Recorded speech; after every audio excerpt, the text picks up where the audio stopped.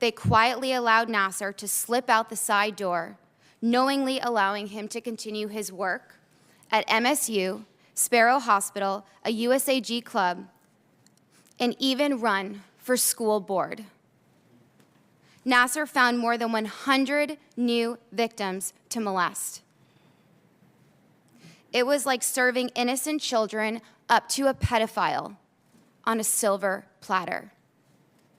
We cannot believe that there's a safer future for children unless we fully understand every single thing that happened. And USA Gymnastics does say that they've done investigations, but those were not completely independent, and the scope of the investigation matters. Nobody should be off limits.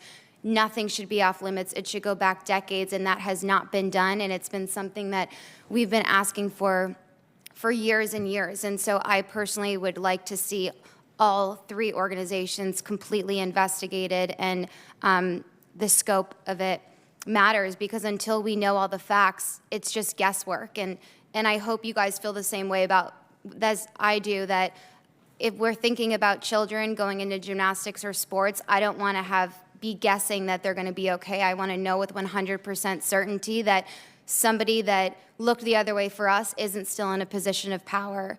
And so I think the investigation is crucial, and until that, I don't have any faith that things will get better in the sport.